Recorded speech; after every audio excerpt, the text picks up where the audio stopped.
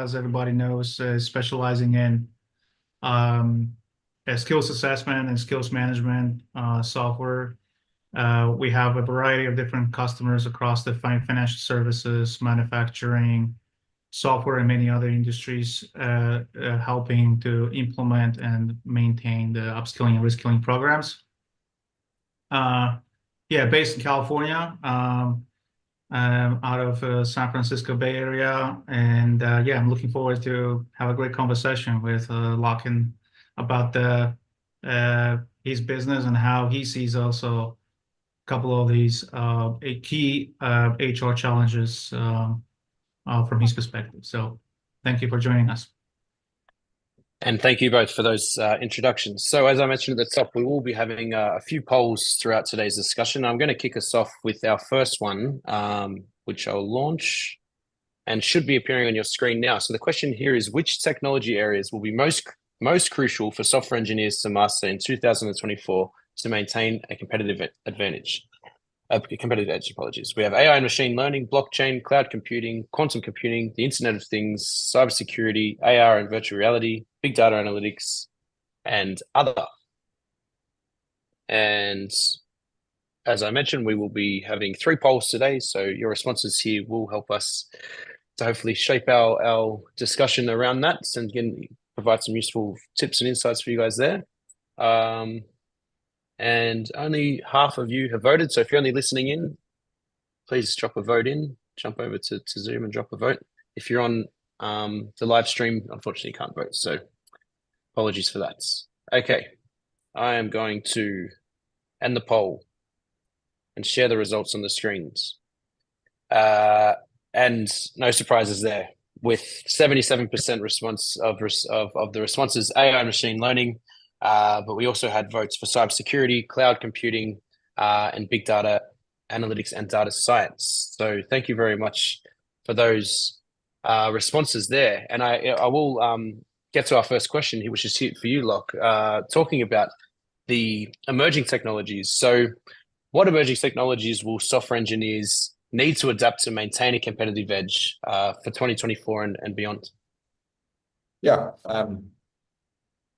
There's 2 separate ways I think about this. I think when I think of really practical stuff that they should be studying on, I mean, the most popular programming languages continue to be the same and grow in popularity, which would be Python and most JavaScript frameworks, things like React and Node, etc. And I think the new thing that has come into software engineering over the past couple of years are these AI tools that help them write code faster. So sometimes they're called co-pilot tools, sometimes they're separate tools, but most companies have seen just a massive uptick in productivity from their software development teams once the developers have learned to use those tools effectively. And so those are becoming par for the course for any software developer. I think when I think beyond 2024 and what the job is going to evolve into, it's always the same. There's problem-solving skills, architecture skills, but the way I like to think of it as non-coders, the way I describe it is how to solve a business problem with code. That's a skill that a software engineer has to be working on their whole career, because that at its core is what the best software engineers and VPs of engineering and CTOs can do. And that's something that it would just take a very, very long time for artificial intelligence to be able to replace. Yep. Thank you. Demetrius, what's your angle on this one? Yeah, I would probably agree with Locke about the problem-solving skills and how to do the architecture and how to really think uh, about solutions from the 20,000 feet view. I think there are some emerging technologies that are not yet in the mainstream. Of course, artificial intelligence is taking a lot of the spotlight right now, and everybody's trying to figure out what type of impact is going to have, not only for us as employees, but also as individuals in a private life, right? So there's still a lot of existential questions around that. But artificial intelligence, blockchain, a lot of these are listed also in the survey. But also quantum computing, right? That's something that is emerging as a new scientific and to a degree commercialized area by some companies. Some people say that's the next big thing after artificial intelligence. So I think of preparing for these new waves of things, it's important. But I would highlight the one thing that we probably don't talk enough about. It's the adaptability. And as humans, we have a natural inclination into something that is not pushing us towards something new. We like to have a stability, especially when you enter in the working environment, and it's much harder to challenge employees and the status quo around the core skills because they feel good about this, they work hard to gain them. But the reality is telling us something else, right? The two lines of the digital transformation and the digitalization of our working environment, it requires more and more skills around the complex technologies, and the adaptability process, it's going up, but the gap between these two is just growing. So I think we need the new ways of thinking about how to adapt to the new technologies and how to remain ahead of the curve, so that we don't have a situation like with the artificial intelligence. We need a 250,000 data scientists and engineers in order to build these complex models. That's going to take a time before we can um, build these skills in the organizations and be able to supply them on the market. So Yeah.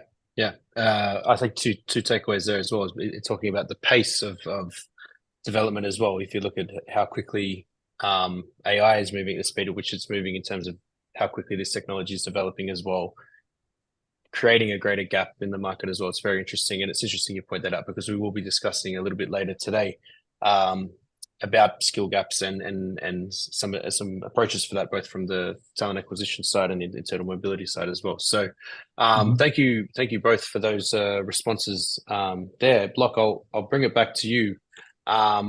And this time we're going to talk, this question we're talking a little bit about challenges. So what are some key challenges that companies face in attracting and retaining top tech talent, working specifically based off of your experience in the LATAM region for companies in the United States?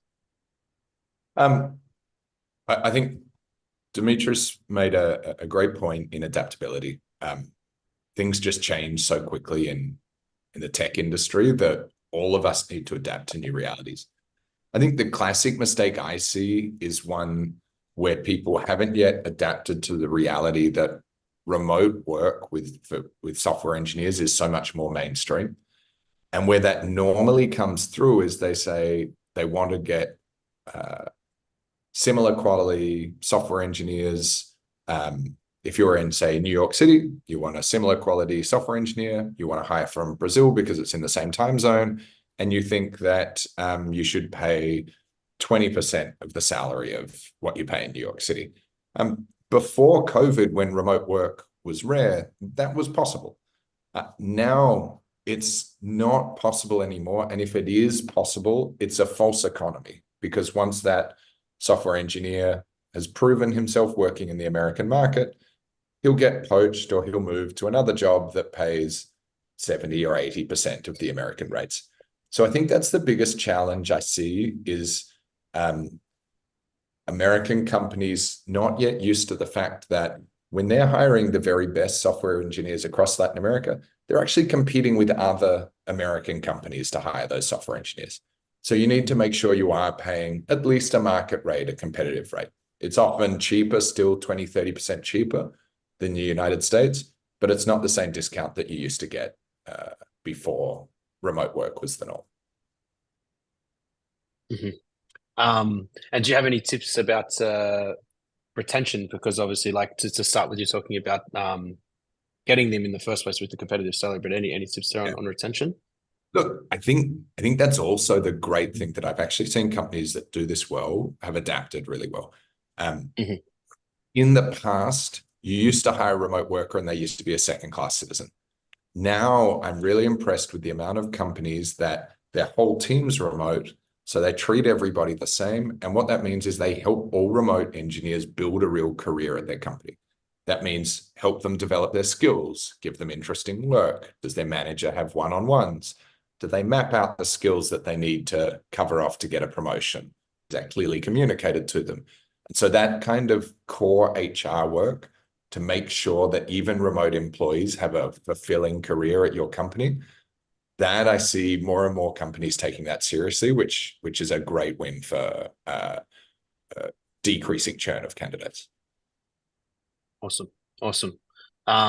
Yeah, thank you for that there. I will have a look. Sorry, we thought we had a poll that's coming up next. So I wanted to, bring it back to you, Demetrius, talking about here skill gaps. You mentioned in your first response about skill gaps, but hopefully for the audience, if we're talking about tools, so in terms of what essential tools for talent acquisition and HR professionals are out there to effectively bridge skill gaps within their organizations. Yeah, that's a good question. A lot of people think about this topic through some sort of magical software that comes in and is solving all your problems, right? Of course, the software is a big component that helps you with that, but I don't think that's where it starts. It starts with the culture. Each company has to realize how important it is for them to acquire new skills and maintain skills. Um, and not this is not just because the employees want that. I think it's just a matter of remaining competitive on the market. And while you are competitive, you're very likely going to get the key talents, through your pipeline of candidates, right? So if you foster the right culture, I think you are on this trajectory to implement some software that helps you to amplify these good practices and behavior that you can see and observe in the company. So I think the culture of innovation is number one. The second is the collaboration. Locke mentioned about like how you work internationally, between the Brazil, maybe other locations in Latin America and US, right? That there are some differences and slightly different practices, but you need to be open to collaborate and treat people the same way as they would be part of your organization. And you need to be inclusive in terms of the partners and research institutions. So you got to go beyond what the typical business ecosystem would look like, right? Then if you look at this from the other components perspective, you start with something that is very basic. You need to know what type of skills you have, right? The inventory of these skills you need to be documented. It has to be done in a probably methodical and very structured way, so that you can really have some degree of accuracy, and especially when you're starting to measure the team and the progress, right? The second is you need to have a career pathing. Sorry, career pathing, and I think this is giving the ability to see where people are and also where they're going. If you don't know where you're going, you're probably going nowhere. So employees have these paths and the plans put in place. This helps you to also build some succession plans, and they know what's the next thing that is coming their way. And I think that's probably where we can learn a lot from the consulting businesses. I'm not saying every company should be like consulting business, but in consulting, you have a quite predictable path, in terms of what are the options or where you can choose to be in the next couple of steps, right? So, I think the other one is just the companies very often struggle with regular performance review. These programs are treated like a template, not really as a source of information, and that can convert into something that is called as a program. It's called as something that helps individuals to get better, right? And so last two things I'll mention is the data analytics, very often forgotten. A lot of programs fail in the organization and squander resources because they are not prescriptive enough and also don't offer enough, I would say, insight at the aggregate level or different parts of the organization, reflecting the scale of the problem. And just they're anecdotal, right? Look at the Coursera published the result, like 95% of people that are starting their courses, they just don't finish them. That's a staggering number. Um, so being prescriptive is important. And the last one is you have to have a system that helps you to manage all of that. You're bringing all these things with the data produced by different teams involved in the processes on the one platform where you have a secret sauce, and that is helping you to manage this effectively, right? You can see, where you have gaps in organizations and teams so that the teams can actually get better at planning for the products and services that they need to deliver. But also you have a very clear navigation process from the L&D, HR, but also managers and executives towards the individuals, how they can acquire the skills, new skills, improve the versatility of their deliverables, but also know where they're going from the career perspective. Okay. Let's move forward. Thanks very much for that, Demetrius. I'm going to launch the second poll on your screen, which should be appearing right now. We're going to talk a little bit more about skill gaps, but also some strategies to overcome them. So the question here is, which strategy do you find most effective to close skill gaps present within your organization? We've got comprehensive in-house training, partnering with educational institutions, encouraging and sponsoring certifications, implementing mentorship and coaching programs, leveraging online platforms, fostering a culture of continuous learning, hiring external consultants, or utilizing cross-functional projects for hands-on learning experiences. Obviously, if there's something that's not there that you find most effective, you can also just drop a vote for other as well. And this will sort of shape up the next few questions we've got here about closing skill gaps and best practices and trends for tech talent development, and yeah, we'll get to them shortly. And I can see quite a few of you have voted, but still a few more of you to go. So please drop in a vote. Can already see a pretty mixed bag of results, which is good to see. We can hopefully touch on all of them. Give it a few more moments, and I'll end that poll right now and share the results, which should be appearing on your screen right now. And we have the top vote getter with 36% fostering a culture of continuous learning and self-improvement. But we had votes pretty much across the board, utilizing cross-functional projects. We've also got 14% encouraging and sponsoring certification, external training, and comprehensive in-house training and development programs, with some other votes scattered across there as well. So thank you once again for getting involved with the votes there, everyone. And this next question is actually going to be for both of you, but I want you to sort of take it from a different angle, both of you. But I'll start with you, Locke, talking about how HR and talent acquisition teams can collaborate to effectively close organizational skill gaps. I think it's probably best from your perspective to touch on the talent acquisition side, but obviously take it wherever you like, and Demetrius can follow up.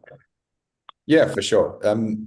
Look, how I recommend people do it is in a very structured way. I think a common mistake we've definitely made at Revello in the past, and a lot of companies do, is they have this concept of, we want to hire the best people, and they go out and they hire really smart people generally for the role. And it's actually much more effective if you're just very structured in mapping out, okay, what are the gaps we have? What are the specific skills that we're trying to fill with this hire? And then designing an interview process around those skills. So make sure you have questions or case studies that test those skills, and that you've mapped out what's a strong response and what's a weak response. If not, it's just very, very easy to get swayed by some super smart And then you end up never filling that organizational skills gap that you were hiring for. Mistake, and I think it's probably chronic across all organizations. I think if you could just repeat that last point, Locke, because we just lost you momentarily there. I just said I know we've definitely made that mistake at Revello in the past, and I think it's probably a chronic problem across most organizations in the world. Yeah, yeah. And what about you, Demetrius, from a HR perspective? What are some ways for better collaboration between talent acquisition teams and HR? Yeah, I think the biggest enemy in this space is the silo approach, right? Like you have, each of the teams is doing their own thing because they are responsible for a part of the process, right? And then somebody's just doing that and this, and they never really talk. And I think the best way to bring them together is just to align the goals and objectives at the aggregate level so that it cascades down and they have something in common. And then when you do this, you also focus on the synergies, right? Like you don't look at the each very nitty-gritty item and not the operational level, but you say, hey, what really matters to the organization? Like what really is going to make us better in our product development, and what's going to get us better in our service delivery, right? And so on and so on. And I think once you have that, it's much easier, right? The second is to communicate. And I often see that the HR is communicating very well around issues that are compliance related, but rarely are getting involved in a communication about how they impact the business, how they really help to wrap the business and deliver on specific impact around the things that help company to make money and grow, right? So having that in place, I think, can help, but also between each other, right? What you do, what you don't do, and how these things really align with these objectives. The other one is the shared data and insights, and I think I'm very biased towards the analytics. Once you have insights, it's helping to understand what are the key areas, what you should prioritize, right? You will never have enough resources to cover all the areas, all programs, right? But there you can definitely have a short list of things that analytics can help you to do, and then going back to my earlier point, reflect this with the objectives and other things you're gonna track, right? Then is leverage the technology. We talked about the adaptability, and I think adapting to the new technology requires more technology that can help you to get there. If you connect this with the analytics, that's quite powerful, because you're reducing the noise and the waste in the process. There are millions of dollars that the companies are spending, and they don't even know what they're getting back. And when they really do these analysis, they realize, okay, we spent all that money, but we really didn't get anything out of it, right? Why? Well, if your programs were based on the anecdotal stories or half-baked numbers, yeah, that's a problem, right? So I think the last one that we mentioned about the culture and monitoring the progress, having a place where you can go and monitor these initiatives, how far through you are, how far off of the goals and objectives you are, and how much changes you need to implement in order to be on track. That's probably something that will help the organizations to correct if something goes wrong, right? Sounds like obvious, but a lot of companies simply don't do this. They're using spreadsheets, they're using docs, and they think that's sufficient. It's not. I just wanted to build on top of one of those points that I thought was really good, that the importance of in any learning and development program of having the numbers and the analytics and being sure that what you're working on actually has a positive impact on the organization.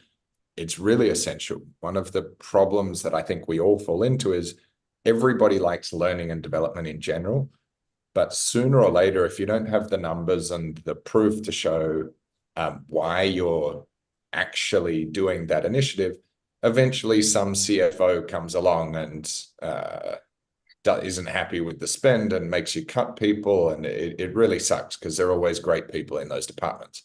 So the importance of that analytics piece in being really deliberate in where you spend your time and your resources, it just makes everybody's working life much better if you do that work.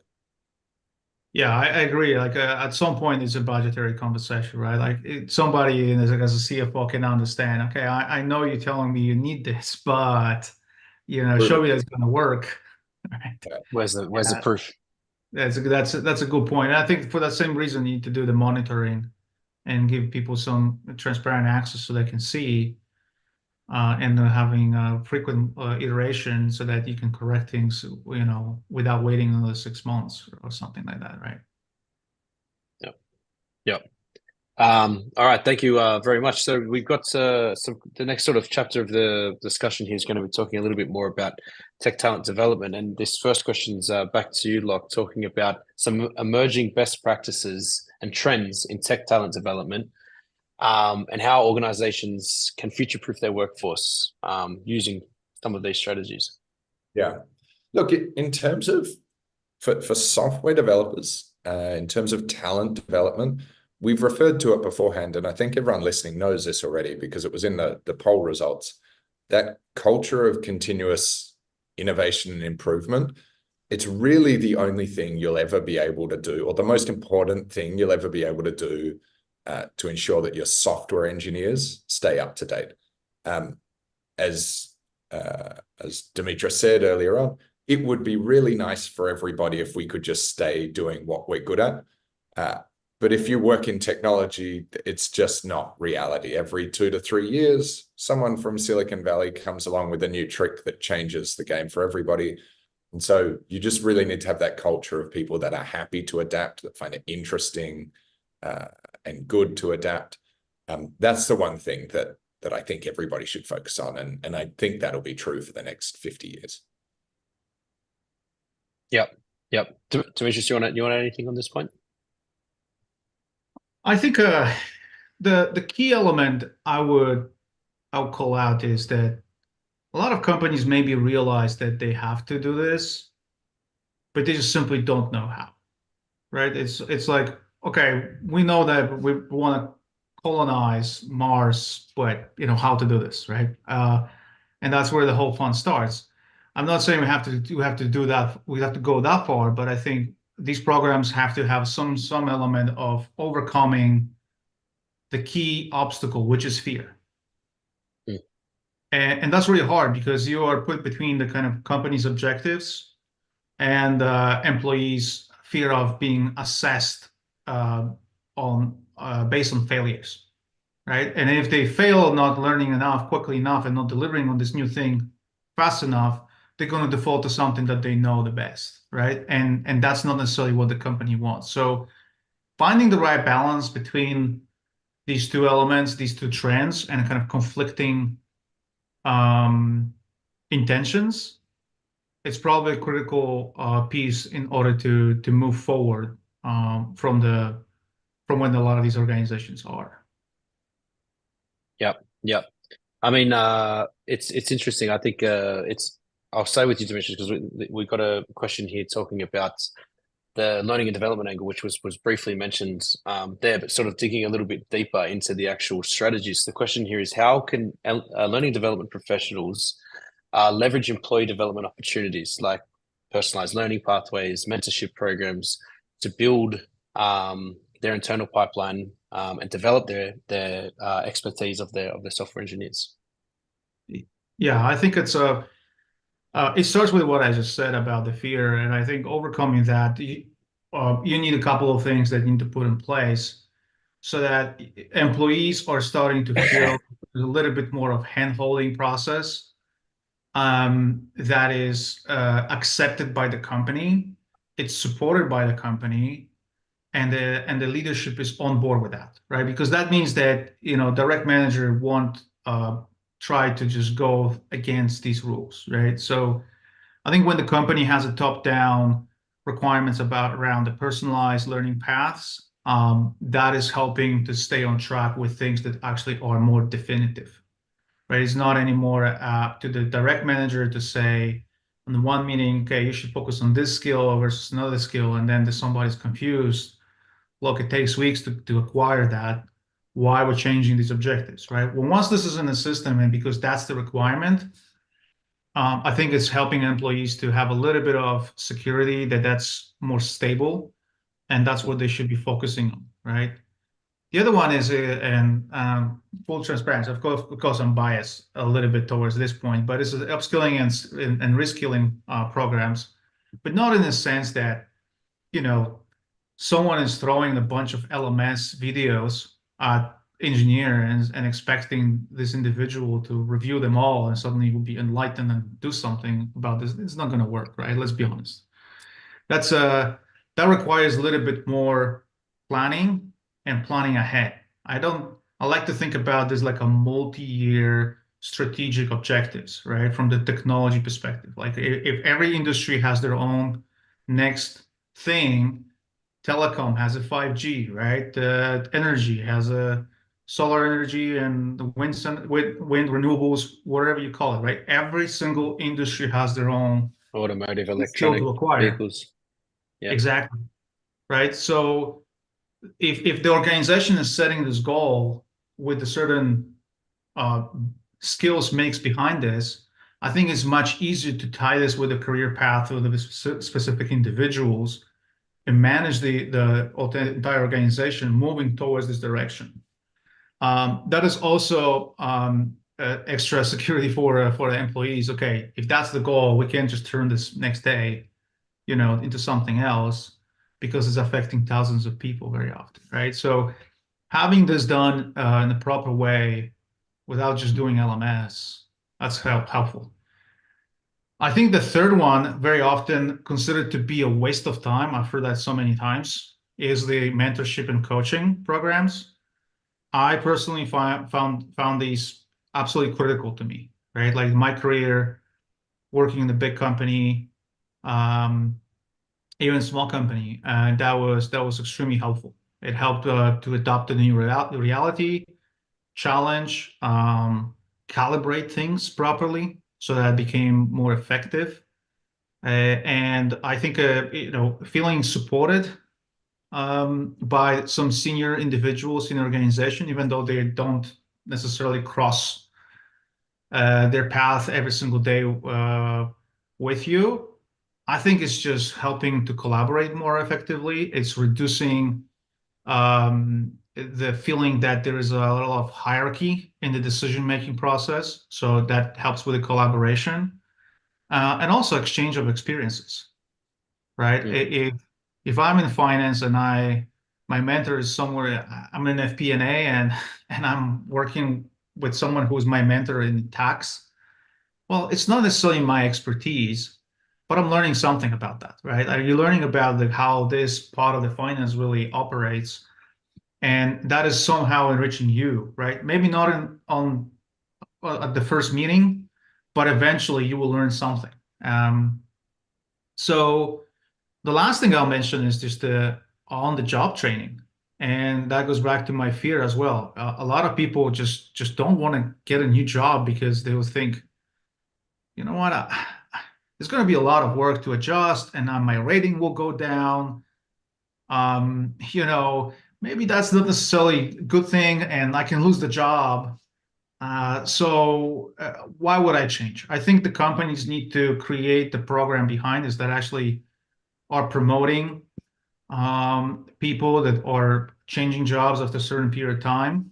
I wouldn't recommend to change job maybe more often than a year, 2 years, especially when you're a senior. You shouldn't change more than 2 years, every 2 years. But I think uh, overcoming that fear of the new thing it requires a little bit push and extra help. So I would highly recommend to encourage an organization to move employees around between the different projects and acquire new skills for the new job. Yeah. Yep. Some very interesting points there. Thanks, Demetrius. Locke, do you want to add anything on top there, or should we move ahead? No. Yeah, I think that was really well put. Yep. Yeah. Great. So Awesome. Yeah. So we'll move ahead here, and Demetrius touched on it very briefly at the beginning there, but talking about the role of leadership in tech talent development. So, how can leadership empower talent to join their teams to stay ahead with the emergence of new skills? Are you talking there about how do they convince the talent to join, or how do they convince their current team of the importance of learning and development and learning new skills? To join Yeah. in the beginning. Yeah, I mean, to join, I think before any process which you run where you're trying to hire, you need to have a good hard look at what you can offer and be really clear on what are your strong suits and what are the points that you're not as strong on. And then you need to sell the points that are good about your organization. There's no job in the world which is super inspiring, interesting work with great work-life balance and a salary. That's not out there. And if it is, tell me, because I'll close down the company we're running and see if we can find it.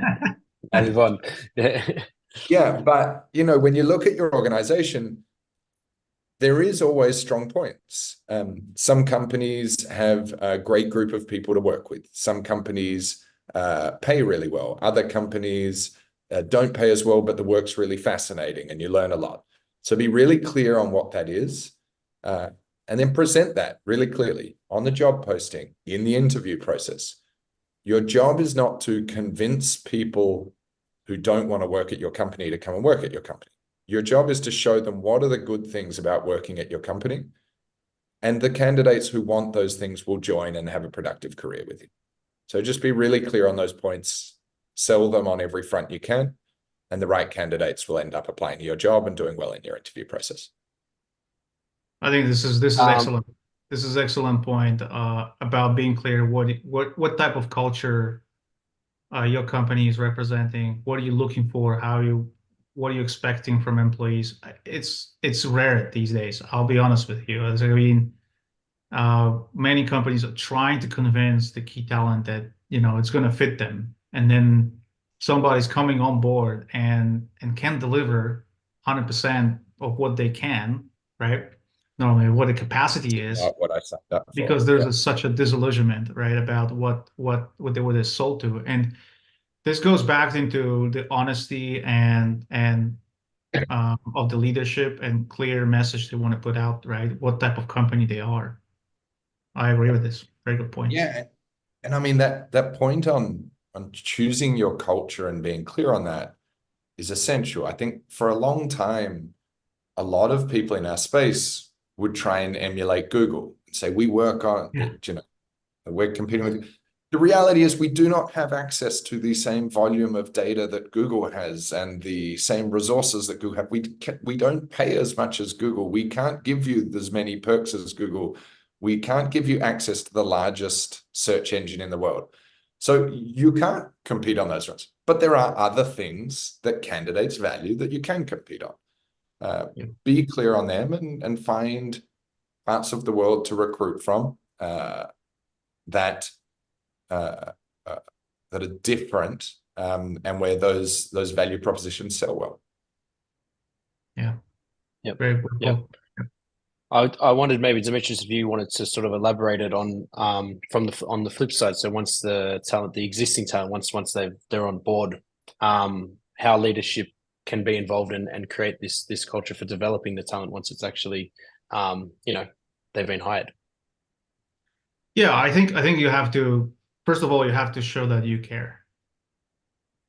To Locke's point about the recruiting process, people getting sold, on some idea, there's a high maintenance and, hypercare, and suddenly, boom, nothing happens, right? And you're on your own. Yeah.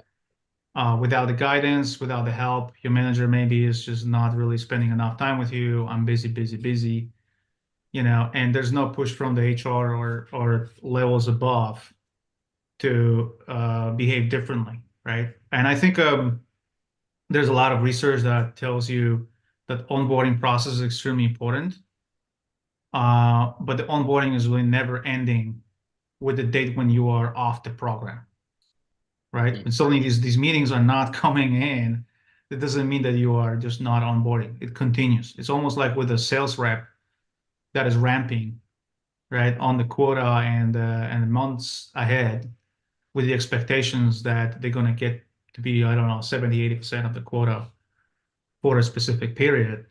And the same is with everybody else, right? So I think the management has to care enough about the newcomers. And the second thing is you have to be a human. So I think if you show the care, but on one hand, on the other hand, you just want to help, and you also want to introduce yourself as a leader to the new person that is coming. And I understand thousands of people, impossible. But if you are 150 employees company and you hire just three individuals, show up in one of the meetings and say hello, that's probably not a bad idea, right? That's also very important that you're making this collaboration element more personalized. And I think from the skills perspective, you need to have a place where you're showing what the next objectives are for the individuals. You don't want to squander somebody's enthusiasm to join the organization and keep, showing that they can deliver. So having a clear objectives and putting the kind of overall scheme for the team and the organization helps them to feel that they are part of something. They are not detached. And I think this integrates them faster in the existing structure than just being on their own with almost very little non-guidance, right? I mentioned about mentoring and coaching. So having a mentor from the day one would definitely help. Some companies call this buddy. I'll probably go for mentor because it helps to build the connections within the organization and accelerates the collaboration process. So yeah, I think these are the things that definitely leadership can do and could show a lot of good faith into the newcomers that are coming on board and continue the growth from day one without waiting for the moment when they're going to raise their hand and say, look, I don't like this. And 3 months later, they're gone, right? Yeah, Because that's how it ends. Yep. Yeah, thank you very much for both of you for tackling that question there. I wanted to remind everyone, if you have any questions for our panelists, you can fire them into our Q&A box. If for whatever reason you couldn't think of something now and it comes to you later, you can also send that in to us by email. We'll be happy to answer any questions you have. So if I am not mistaken, we were coming up to our third and final poll. So I'm going to launch this, and this will shape up our final question for today's webinar. And this one's looking at outlook. So the question here is, how do you envision the future of tech talent development in your organization over the next 5 years? We've got a bunch of responses here again: increased investment in AI and automation, increased emphasis on soft skills and interdisciplinary learning, greater resilience on remote and virtual learning environments, expansion of peer-to-peer learning, more personalized learning paths, enhanced partnerships with tech companies and educational institutions, shifts towards micro-credentials and skill-specific certifications, and other. We've obviously covered a few of these different points here today, but maybe some of these are already existing in your organization, or something that you think will be coming in the near future.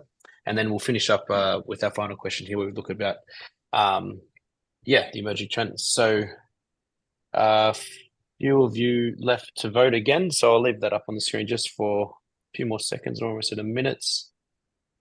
I think everyone has voted, so I'll end the poll and share the results.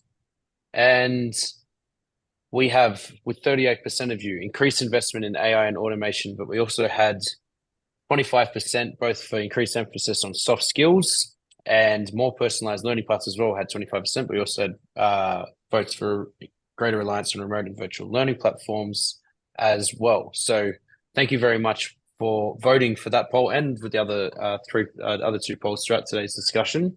And I'll finish with this final question. If there is no Q&A, we'll finish it here. But if something comes and you want to fire it in, please do so.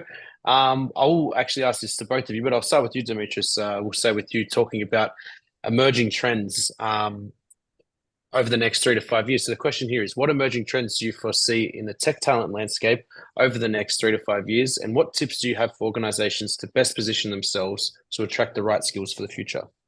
Yeah, I think the main thing we discuss here, so I won't just go extensively on this, is the reskilling, upskilling, and acquisition of new skills. It's almost inevitable in most of the organizations for most of the functions. It's not only technical. I think technical is impacted in the first place because it's such a fundamental change in the way people work and in tech, but it's going to impact every single industry. Let's be cognizant of that fact, and that's going to continue. And therefore, I think the temporary trend will somehow start spreading into other industries, and I think the necessity to reskill and upskilling, change the job requirement will emerge. So investing in new skills in that space will be a critical thing for organizations to keep the key resources in and thrive.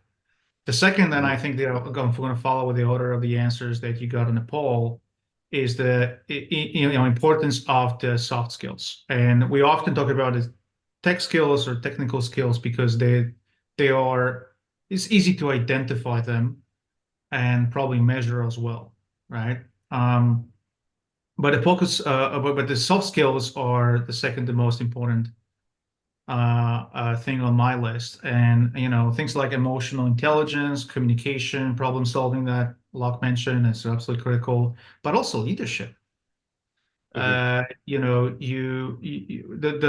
still are suffering from the false leadership model. I'm calling this from 90s and 80s. Maybe somebody is a tough boss and like is just ruling and deciding about everything. I mean, I think that nonsense has to end at some point. I think the true leadership has to emerge as a required skill. There's a lot of stuff out there, writers about that. So I encourage people to read more. The next one, which is maybe considered to be typical HR stuff, but I think it impacts a lot of processes, is diversity and inclusion. I think we have a deficit in terms of balancing out the resources from the multiple backgrounds, and that has a multiple different sources, right? And the reasons.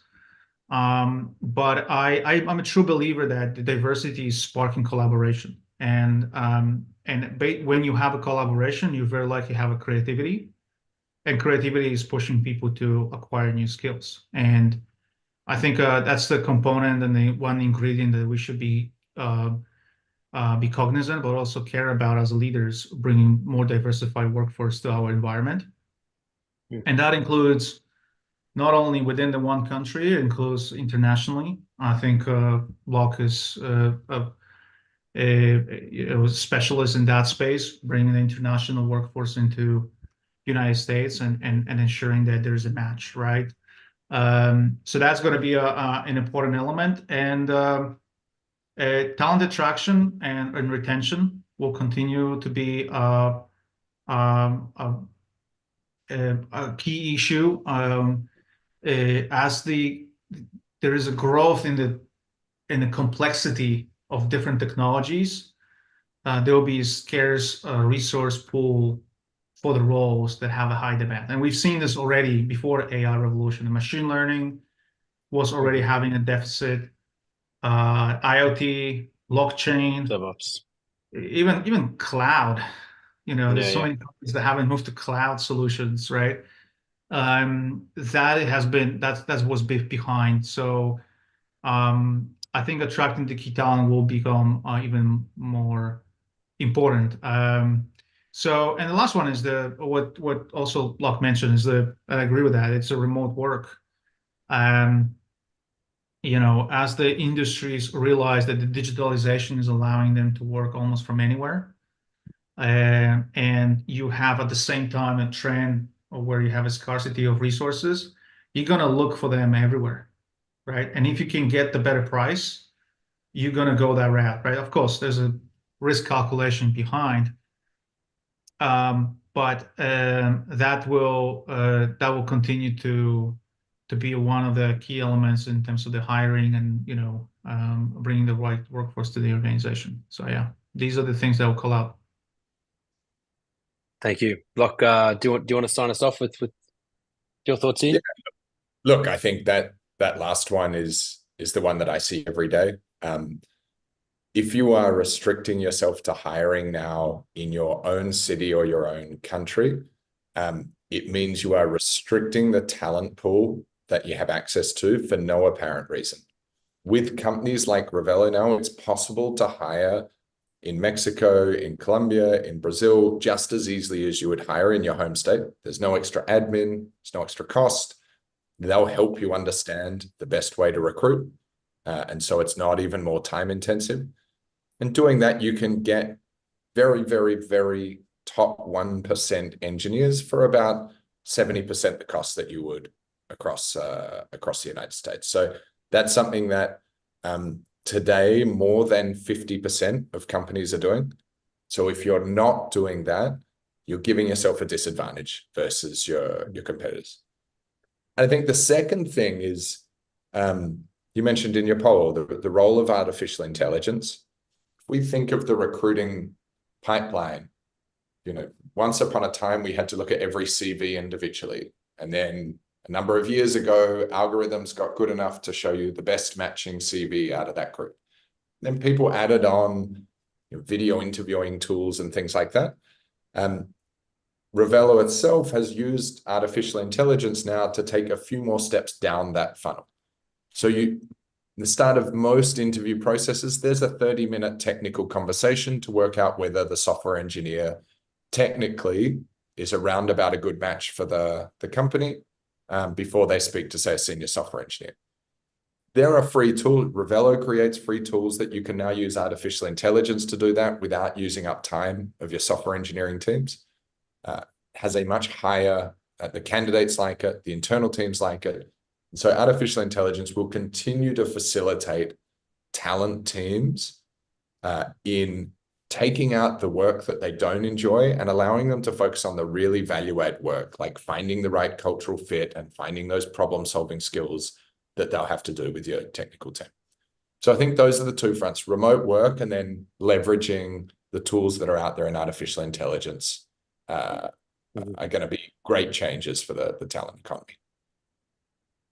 Yep. Well said. And thank you. Thank you very much, both of you, for those final responses. I can see that there weren't any questions that came into the Q&A, so I think we can end here. I wanted to just say a big thanks to everybody for joining in today, and to Locke and Dimitris for your insights. We will be sharing, as I mentioned at the beginning, a recording to this webinar. We'll also include links, obviously, from DevSkill and Revelo if you want to learn a little bit more about both of our tools. But otherwise, thank you once again. Thank you, Locke, and thank you, Dimitris, and thank you, everyone, and see you next time. Thanks, guys. Thanks, Justin. Thanks, Locke. Thanks, everyone.